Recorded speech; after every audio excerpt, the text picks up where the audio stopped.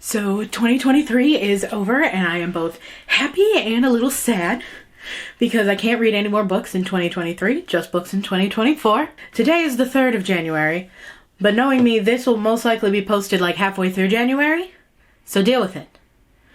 I'm going to go through the books that I read between October and December of 2023, as well as the books that I purchased and also the books that were gifted to me for Christmas. And there's a lot, so I'm gonna try and go through them pretty quickly. Here's my lovely stack. And also, before I start this, I remembered I DNF'd a book in September. I think it was called The Blind Dragon. I was reading it on my Kindle. It was either middle grade or very young adult. And I just didn't care for it. It wasn't holding me as much as I thought it would. I also didn't realize it was a young adult book when I downloaded it because I got it for free off of BookBub. I thought it was like a new adult. So yeah, it didn't grip me. So I DNF'd that actually on the bus ride home from Texas after I got left the airport. But here are the next two books, and there are actually two other DNFs in here. So how many books did I read? One. So I read 6 books and DNF 2. That's why the stack's so big. I was like, there's no way. The first book is one that I got for free. It was See What I Have Done. This is by Sarah Schmidt, and it is a story following the Lizzie Borden case. It's a fiction sort of retelling of it. Not retelling, but it's like in the minds of characters. So it's in Lizzie, her sister Emma, their housemaid Bridget, and then some guy named Benjamin that knew their uncle, I guess. And I'm interested in the Lizzie Borden case. You know, I think it's a really cool case, you know, unsolved, all that. Did she do it? Did she not do it? Was it somebody else? But the way that this was written, I didn't like Benjamin as a character. I felt like Emma, granted, I don't know a lot about the people themselves, but I didn't like Emma. I felt she was just too angry, maybe? I don't know the word to describe it. Also, it made Lizzie seem like she was a child. Like, had a child brain, but she was an adult. Like, it made her seem really dumb in some parts. And it just felt really weird to read this because it wasn't a nonfiction. It wasn't here are the facts as we know them. It was in those people's minds. So it just felt a little weird to me. So I DNF'd this. The next book is one that I finished. That is Sneak Thief by J.R. Rainville. Oh, the bookmark fell out. This is the first book in the Ungifted series. I got this book earlier this year. I purchased it right after it was released. J.R. Rainville is my old high school fantasy literature teacher. It has been a very long while since I've been in high school. This book was released this year, and so I wanted to support my old teacher. I got this, and it was a really interesting book, a fun concept where some people are born without magic, some people are born with, and if you're born without magic, you're forced into a life of solitude, or not solitude, servitude. There's the word. But you're forced into a life of servitude to the people who have magic, or like to the church. And it was just really interesting, you know, of the two characters. And it's also LGBT with the characters. Both the main characters, Theodore and Nicholas, they are LGBT. Theodore is in a relationship for most of the book. I don't want to give a lot away, but essentially Theodore doesn't have magic. He was going to be forced into servitude. But then this kind of band of, they're called heretics in the book, of people who are ungifted who have run away. They're like in hiding. They attack his caravan. I think they kill everyone in his caravan except him. And so then he grows up as what is called a sneak thief. So he goes for this group of heretics, he goes and steals things. And then Nicholas, he has magic. He is the sole heir of one of the high-ranking families. He's kind of set in line to become what is essentially like the president or like the king of this world, the Archmage. And he is looking to try and change the way that the world is set up between the gifted and the ungifted, because he doesn't think that that's okay, because one of his friends is ungifted and was forced into servitude, and he just doesn't like that. I highly recommend picking it up if you want something cute like this, and it is going to be a series, so she can hurry up with the next one. Next book is the second DNF, and I've had this book on my shelf for a while. One of the main reasons I had it is because it had to do with fae and fairy, and as you can tell, I like that. Go back. So I wanted to give it a try, and that is called Borderline, and this is by Michelle Baker. This is the first book in the Arcadia Project, and I just didn't care for it. I didn't like the characters. I felt that the main character, Millie, just accepted things way too quick and was just like, all right, let's go along with it. And I feel like it just should have been a little bit longer, that it took her to kind of just feel comfortable with things. I don't know. Also, some of the wording, I forget what the character's name is. Is it Gloria? But a lot of these people who are part of the Arcadia Project are like possible fae or like fictional mythological characters, witches, stuff like that. And one of the characters, I'm pretty sure her name is Gloria, she is a little person, and the way that the author describes Gloria, like through Millie's mind, so like how Millie describes Gloria, two different instances, I'm like, ooh, that's real messed up. And I didn't like it. And also, like, there's a part in this book where Millie's talking to somebody else in the house, and that person has a baby, and they're changing the baby's diaper while they're talking to Millie. And it just focuses on the baby's penis.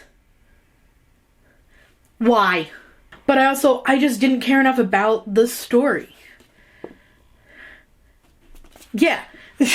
So I DNF'd this. I'm gonna go a little quick on these next 5 books because I did do a reading vlog of them. It's all the books I read in December, so you can watch that video to kind of get more insight to how I feel about them. So I'm just gonna go through those a little quicker. But I'll do the first 3 books. I didn't read them in order, but it is the Spoiler series by Olivia Dade.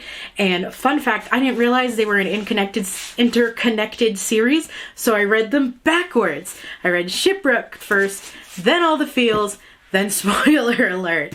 So it was fun that, I'm reading this and I'm wondering, there's so much to these characters that I don't know, things that I should know that have happened.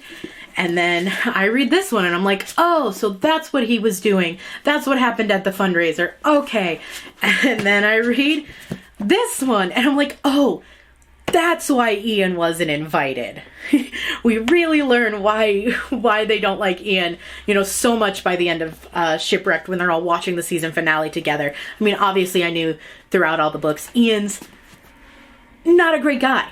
The worst of the cast. I really, really love these. I read them super quickly. I just adored them. My favorite of all of them is All the Feels. I love this one so much. It was so cute. I don't know why this one's my favorite. It just is. And also, I don't know if she ever would, just because I don't know if those characters are plus size or would meet someone plus size. I don't know. But I'd love to know more about the other castmates, especially Mackenzie and Whiskers. I want Olivia to write Whiskers' biography that was co-written with Mackenzie. I want that book. Olivia, please. Please. I want that one. The last 2 are both Christmas themed reads. One of them I started the day before Christmas and finished afterwards, and then I picked the other one up right after. But that is Merry Little Meet Cute by Julie Murphy and Sierra Simone, and then In the Event of Love by Courtney Kay. So I read this one first, and I so enjoyed it. It was so fun, so cute. I was giggling at it. I was kicking my feet. I loved the fluff moments more than I loved the smut moments, which I mentioned in my reading vlog. I just thought this one was so cute, and I loved learning about Bea and Nolan and, their backgrounds, their histories, and the fact that they both, were into each other before even meeting each other. I thought that was also kind of fun, and it gave it a little bit of an insta-love feel, that it was just immediate immediate that they're like, yep, we're gonna be together. And the last book I'll talk about is In the Event of Love. It's marketed as a Hallmark movie in written format. It's also queer. It follows two bisexual main characters who were childhood friends, and how they had a kiss when they were really young, right before Morgan left town because of some big disastrous event that happened, and has been living in LA for about 7 years, I think it was. And something happens. She's a big, like, high profile event planner. Something happens, like tabloid level stuff. And she goes back to her hometown of Fern Falls to fix it. Or to, like, fix her image. And when she's there, she reconnects with her father, all of her old friends. She saves the town because obviously there's the love interest. She has a Christmas tree farm. And there's a big conglomerate corporation trying to get it. So very Hallmark movie-esque. And that's exactly what the book gave me. It's not one of my favorite books that I've ever read, but it was a fun little Christmas read. And I'm glad that it also had the queer spin on it.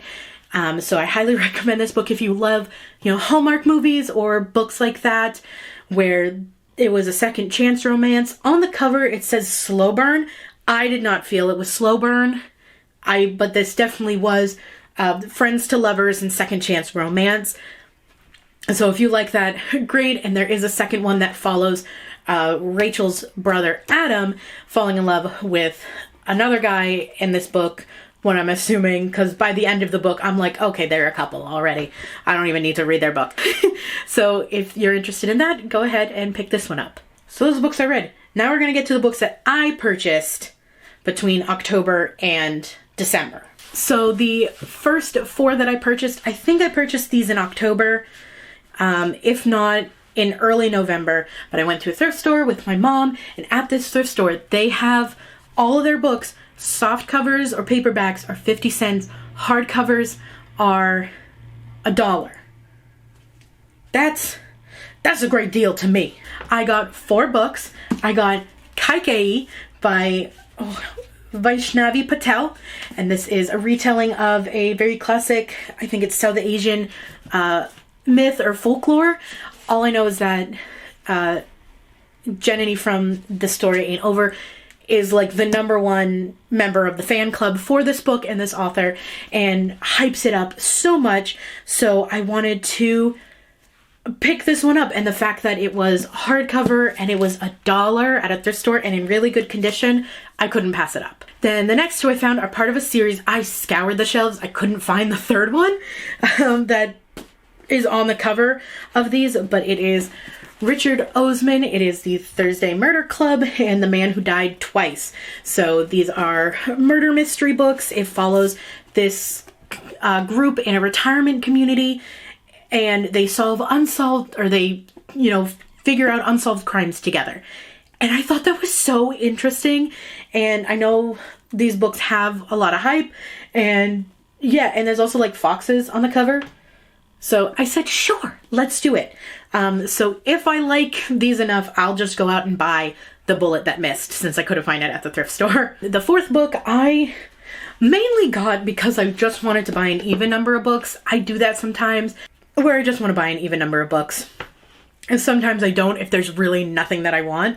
But I found Daisy Faye and the Miracle Man, which is by Fanny Flagg, who is the same author of Fried Green Tomatoes, or is it Whistle Stop Cafe? I think it's the Whistle Stop Cafe. I can't find the book because of the way that I did my shelves. It had the same cover design, same art style, so I figured I'd get it. This book has, it's written in letters, so it's a epistolary, right? That's the word, epistolary novel, so I decided to get it. And if I like the Fried Green Tomatoes Whistle Stop Cafe book enough, I will read this one. The next book I got because it was $1 at Goodwill when I went with my mom, because I just wanted to get out of the house a little bit. I went and stopped at another store. I bought Christmas gifts for family members, and we stopped at a Goodwill, and I got other gifts for a family member. I bought them a record because they're really into like vinyls and stuff, but I found one to watch, and this is by Kate Stamen London, and she's going on, it's another plus size name character named B, which is really funny, but this one's spelled B-E-A instead of B-E-E. but she goes on a show called The Main Squeeze, and it's like a Bachelor type show. So she goes on that. So it's kind of similar to If the Shoe Fits by Julie Murphy, even though that one's like a Cinderella retelling. But this one was kind of similar, so I decided to get it. It was, you know, hardcover, really good condition, $1 at Goodwill, so I decided to get it. And also just a little vain thing of mine, it is a Book of the Month book. I don't get Book of the Month because I don't like the fact that they have like their symbol on the spine and the cover. So if I like the book enough, I may go out and buy a new copy that doesn't have the Book of the Month symbol and put this one in a free little library. But yeah, I'm kind of weird like that. I don't like the Book of the Month symbol. The last book that I got, I believe I got this one, yeah, it was right before Thanksgiving, because I normally don't buy myself or get myself any books after Thanksgiving because family get me books on my wish list for Christmas. But I found this really, really cute free little library in my neighborhood that looked like a little house. It was so cute. I plan on making a free little library video, and that one will be included. But I found Little Fires Everywhere by Celeste Ng, and I had heard really good things about this. I thought it'd be interesting. It's not that big of a book, so I thought it would be a fun little book to read and maybe a genre that I don't normally read. Okay, now we're gonna get to the books that I was given for Christmas. And I got 8 books total, but one is a series that came in a box set of 4. So technically it's like 5, but really it's 8. So we'll do that box set first. And I haven't taken it out of the plastic yet. So I will do that before I fully put it on the shelf. I should have waited to do this, you know, flipping the books around until after this video. But we'll figure out how to add it. But it is the Life as We Know It collection. And this is by Susan Beth Pfeiffer. Or Pfeiffer. I think it's Pfeiffer because it doesn't have the I in the name. I didn't check. But I've been kind of intrigued by these books where I'm pretty sure these are also written in either diary entries or letters a little bit. But it's the moon got way too close to the earth. So I've been interested in this for years. I was never able to find them all together. Or even just the first one. I could never find the first one. If I went somewhere, I found like the second and the third. Or I found the fourth one only. And it's like, I don't want to buy the second and third one if I've never read the first one. What if I don't like it? But somebody else bought it for me. So yay.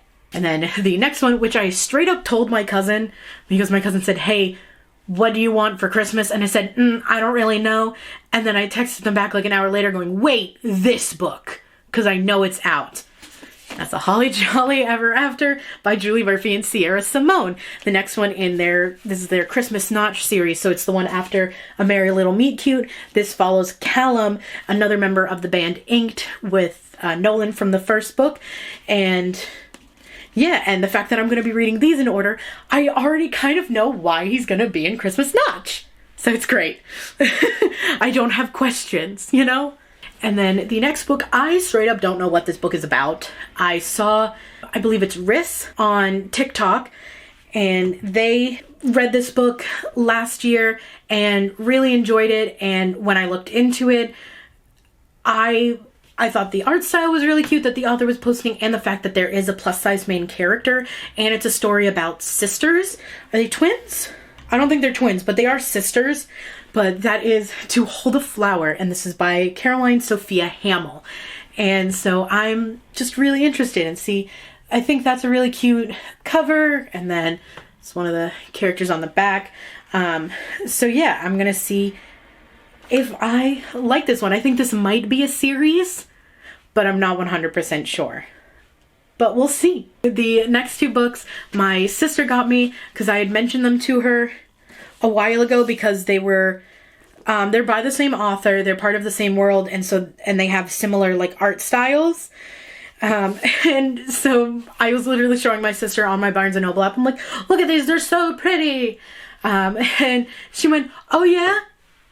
And she took a picture of them.